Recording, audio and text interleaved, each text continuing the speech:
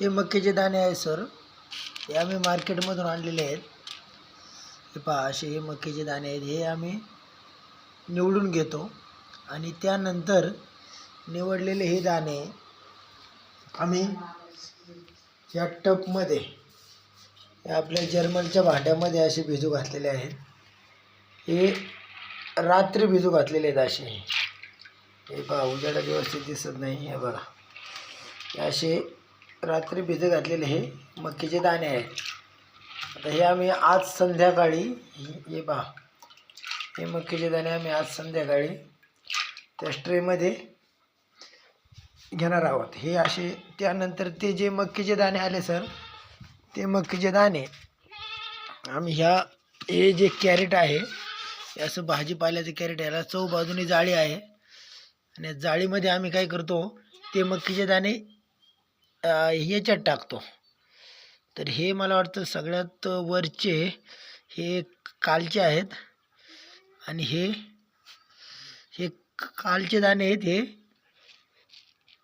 हे कालचे दाणे आहेत, हे परवाचे आहेत आणि हे आज ठेवलेले आहेत.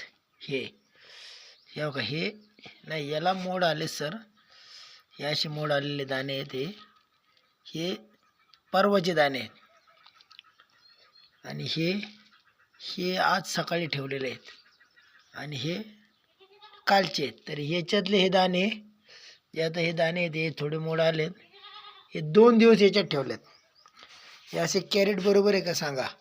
त्यानंतर हे 2 दिवस ठेवल्यानंतर तिसऱ्या दिवशी आम्ही असं स्टँड बनवलं हिरव्या कापडाचं. वरून 2 पदर घेतलेत आणि साईडने एक पदर आहे आणि त्यामध्ये असे स्टँड केले. हे असे स्टँड केलेत. आता हे दाणे जे आहेत, हे आम्ही परवा याच्यामध्ये ठेवलेले आहेत, परवाच्या दिवशी. हे पहा असे. त्यानंतर हे जे मागचं होतं, हे काय असं झालेलं आहे. तर याच्यामध्ये असं सकाळी आम्ही खोललं एक कॅरेट.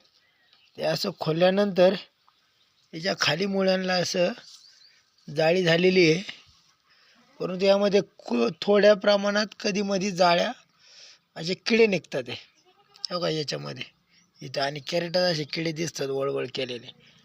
तर ह्या कॅरेटामध्ये काही दिसत नाही, पण सकाळी एक कॅरेट होतं, त्या कॅरेटामध्ये असे दिसतंय.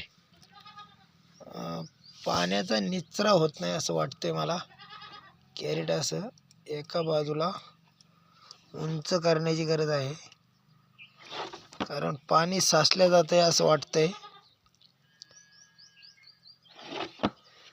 कारण तसे बघा, हे कॅरेट पण झालेलं आहे रेडी.